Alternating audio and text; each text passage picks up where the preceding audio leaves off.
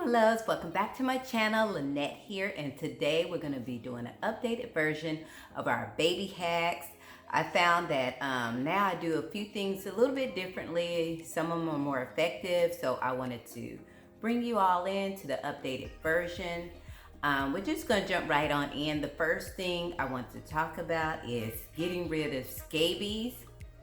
As you know, scabies is out there, especially if you send your baby to daycare or they're around other kids that may have animals, then you very well may have had to deal with scabies. And so this could be kind of really any kind of skin, bacterial or viral outbreak. This will work, but the first one is you're gonna mix with your coconut oil. Coconut oil is good for everything, like I said, your skin, and then tea tree oil. So you're gonna just maybe mix about maybe a couple of tablespoons of coconut oil, and then you're gonna add about 3 or 4 drops of tea tree oil. 4 or 5 drops is fine. Just mix it up to where you know you can smell it. Lather your baby from head to toe. First, you want to make sure that you absolutely bathe them first, and then you're gonna put it from hair. I always massage it into the scalp, everything, because I wanted it to be coated, and so that if there's any bugs or bacterial, fungal, whatever it is, it all will be, you know, immersed in that tea tree oil. And you do the neck, underarm, everywhere from head to toe, and you only really have to do it one time and the scabies goes away. Or you can do it, I always do everything by threes. I do 3 days, but by the next day you can very well see that you'll see them scabbing over. If you see scabs, then you know that the scabies is dead. It may have the little risen bump, but the scabies is dead when you notice a little scab, and usually that's after the first day. But I'll go ahead and hit it up with 3 days because, yeah, we want to make sure all that's gone. Of course, whatever you're dealing with scabies, you always want to make sure you wash all the clothes. Warm water, their bedding, and all of that. You want to switch it out, wash it so there's no residual bugs anywhere. You know, just, yeah, wash it all in hot water, and then should be good. But, yeah, so that is scabies. Okay, so the next one we're going to talk about is ear infections. As we all know, our babies often have ear infections. Sometimes it's from the milk that, you know, when they're lying on their back and it goes into their ears. What I learned is not laying the baby down into the water when you're bathing them is really not good after a certain age. I mean, when they have to lay down, when they can sit up, you should go ahead and try to sit them up in the tub, because getting water in their ear every day keeps moisture in there and it causes an infection.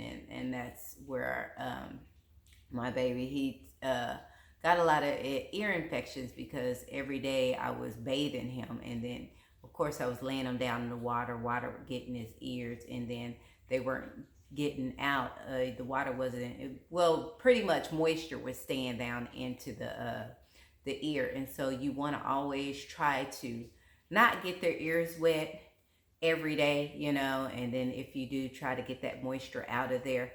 But great remedy, natural remedy. This is if you catch it early. You start seeing them pulling at the ear and whatnot before all that feverish. Peroxide.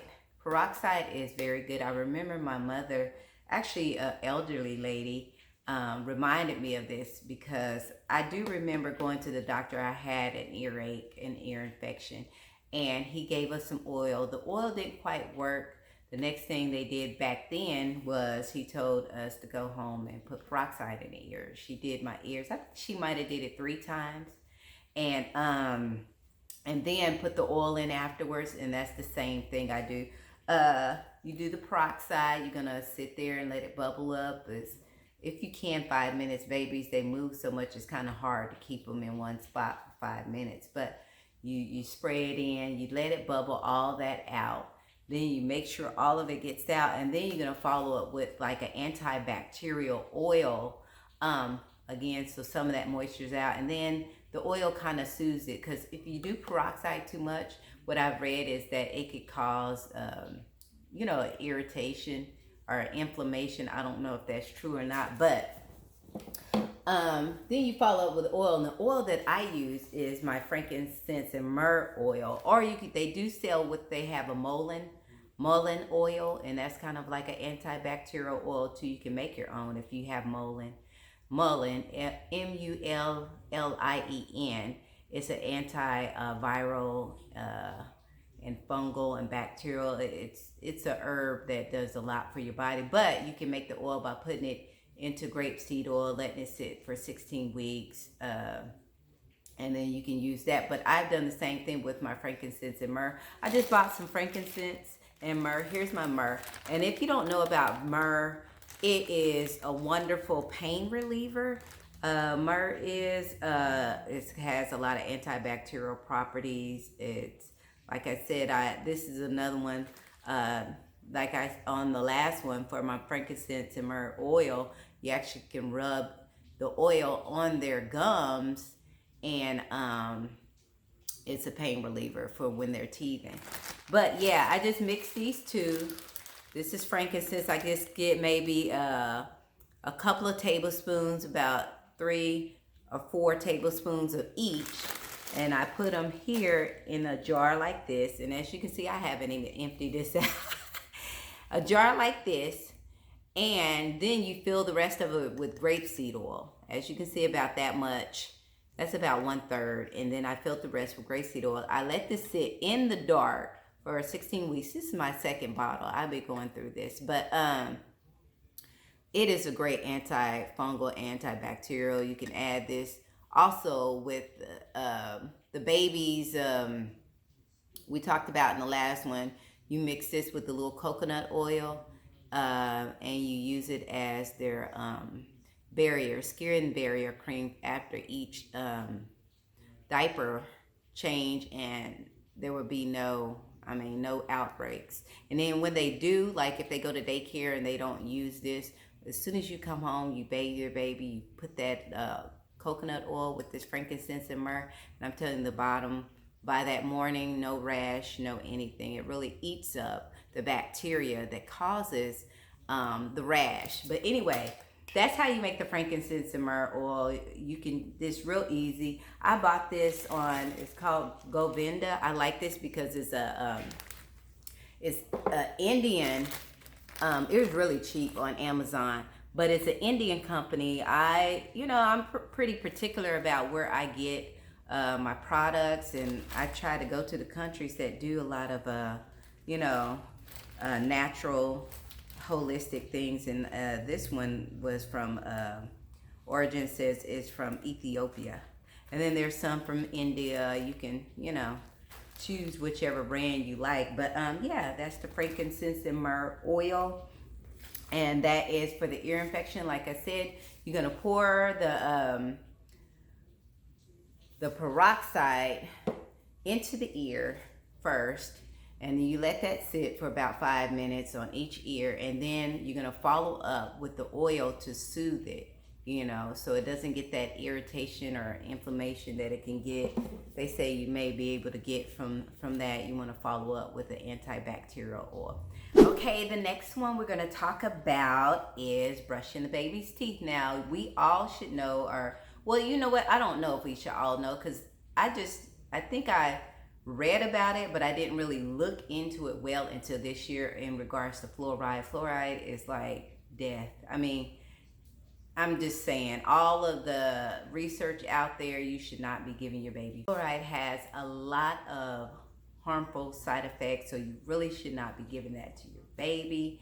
I have a video if you want to look into that in regards to fluoride and why you should not be using it. So toothpaste, I try to do natural things for toothpaste. So the next one, if your baby is starting to grow in, his or her teeth is growing in, the most natural thing you can do, and I've been using this for years, and as you can see, they don't look yellow. I do put peroxide in my mouth first, and I floss, and then I brush with just coconut oil.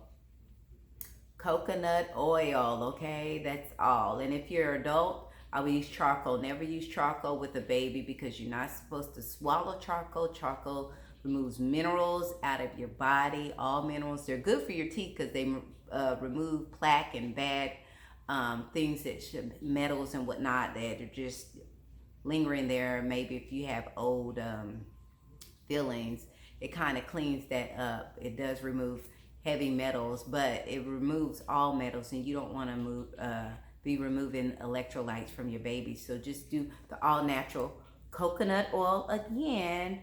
And of course, you would brush your baby's teeth as much as you think they need to be brushed. And so that is coconut oil for baby teeth brushing. Okay, the next one was a lifesaver for me. It's pink eye. Pink eye, because this actual mix is not overly irritant. You can adjust it. It's very safe for the baby, so you don't feel, you know, scared using it or unsure or whatever. But you do need a little syringe, and you can get one of those syringes in a packet of maybe what is it, the Tylenol or cold or whatever flu medicine for babies. Sometimes they have the syringes, but get an extra one so you can use this for your baby's pink eye. They constantly, sometimes they have infections where they've gotten it for other kids, but this is a natural. Once you see the eye is starting to get red, you can jump on it, and when I tell you the very next day it's gone. You may be needing to do it maybe 2 to 3 days, and then it's pretty much done. I mean, sometimes I've had it where I only did it one day. I might have put it in 3 times that day, and by the next day it was no more red eye. Anyway, you're gonna just use, this is heavy,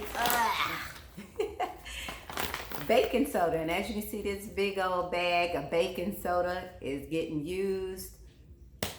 I believe in baking soda. This does so much more than just the eye, but we're talking about pink eye right now. This alkalines your water too. You can always add a little fourth of that and drink that, and helps clean infection out of your body. But yeah, you're gonna put maybe just a fourth of a teaspoon into let's see, maybe about 4 tablespoons of water. And you're just gonna mix that until it's all the way dissolved. Then you take your syringe, you pull it out, and you just hold it in that syringe. And that's what I do. I just shake it up every day when I get ready to use it, and just squirt it. And then I just sit it to the side for the next time, whenever that will be. But that is an easy remedy. Toss the rest of the water because it's a big bag of baking soda, and it's not like you're losing much anyway. But yeah, it's so easy, so quick, and so effective. And that is pink eye. Okay, the next one is a natural bug repellent. And I love this because, of course, we do not, you know, Texas have big mosquitoes, so we don't need it eating up anything, okay? Number one, the first thing you can do for adults is eat garlic, but babies, you're not going to be feeding them garlic, okay? A lot of the herbs that I take, I noticed that the bugs have stopped biting me, and I think it's just because of the herbs. I don't know which ones, because I'm starting to kind of narrow it down, because I noticed that one mix, if I don't take it, then I tend to get bit more by the mosquitoes. But you know, when I don't take that specific herb mix of herbs. But basically, this is a natural bug repellent for babies, and you're just gonna, again, mix it with your coconut oil. Or I have another mix that I bought. It's called eucalyptics. Eucalyptics, you can buy that and put 3 to 4 drops in a little bit of coconut oil and lather your baby down, and it'll keep those mosquitoes away. Or what I bought is from Alula Vega. They have a whipped tea tree and eucalyptus body butter, and it is awesome. And Alula, A-L-U-L-A, Vega, V-E-G-A, as you can see there. Okay. They already make it already pre-whipped. It's whipped. It's shea butter, and a lot of times I'll put this on my baby and just go. And if I want to add another maybe drop to it and lather him down, then we're good when we go outside, because right now, a lot of moisture, a lot of mosquitoes, and no, we're not having it. Not these Texas mosquitoes. So that is a natural bug repellent for your baby. Okay, so this next one, I just happened to, use it and it actually worked. But poison ivy, my son, my husband, they both had poison ivy. Or poison oak, I don't know if I think they're about the same. Poison oak, poison ivy, whatever it was, that rash.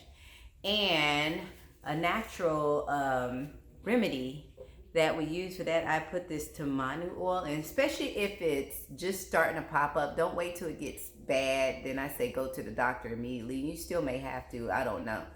But my son, all he used was this tamanu oil. As you can see, that's what that looks like. I bought this at Sprouts. I use tamanu oil for a lot of things. We're going to talk about it in the next one. This is what I mix with also the baby's bottom butter.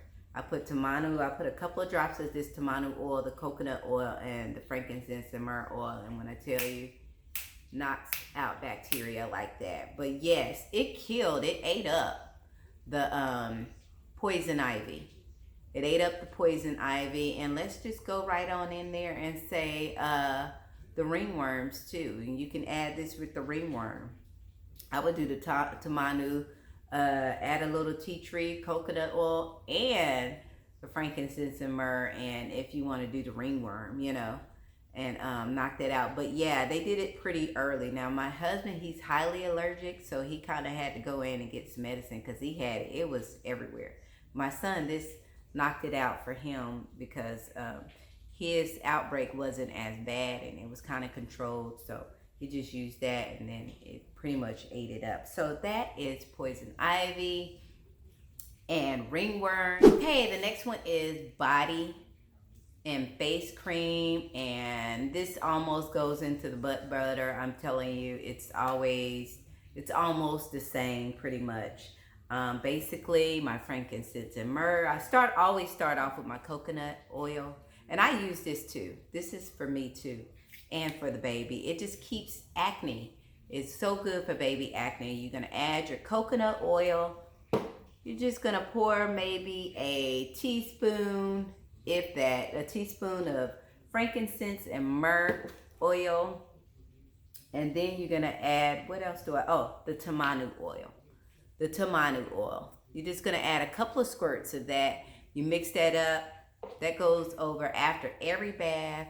You just lather your baby all the way up, all over, and that keeps off baby acne. It keeps them from having a whole lot of fungus and outbreaks and yada, yada, yada. What babies get, they always have so much. That will keep your baby's skin nice and clean and healthy, because coconut oil it's an antibacterial in itself. It helps eat, like I said, the bacteria that cause all of the rashes. It stops the fungus growth and all of that. So all of those really do. They're both, this is an antibacterial, antiviral, same with frankincense and myrrh. And so they always keep my baby's skin so healthy and pretty. And even if he has an outbreak, by the end of the day, like when he comes from daycare, sometimes he might have got bit by a bug or something else, he's gotten into there, and he's gotten a little bump or two. You always want to bathe your babies. That's what I say. Try to give your babies a bath every day. It really helps their skin. A lot of mothers, they complain about face acne with their babies, and it's because they're not wiping off the dirt from yesterday, or wherever they were at. Just keep them clean. If you keep them clean and then lather them down, you'll find that you have less issues with outbreaks and things of that nature. In the video, I did want to plug a Black-owned business. This is a dear friend and sister of mine. Her business is called Beautiful Brown Reborn Babies. I will post it here. But she makes beautiful lifelike dolls, baby dolls, and they're on TikTok and Facebook. As you can see, I'm gonna post it there. So yeah, just look in. I'm always here for our Black owned businesses. I'm always ready to plug them. I believe it's beautiful when we are inspired to share with others our gifts. So there you have it. Please reach out to her if you have any babies, have any daughters, nieces, or nephews. I'm sure they would love these beautiful dolls. These make beautiful gifts and just keepsakes or just toys that your daughters would just cherish and love and play with. Anyway, this was our updated baby hacks. I guess I can say baby hacks of 2021. I'm sure there will be more. If you have any baby hacks that I've left out, please let me know. Leave that in the comment section. If you tried some of these, I would love to hear from you. Let me know your experience. Anyway, remember to like, share, and subscribe. And remember, I do this because I am here for you. Remember that you are beautiful and I love you. Bye.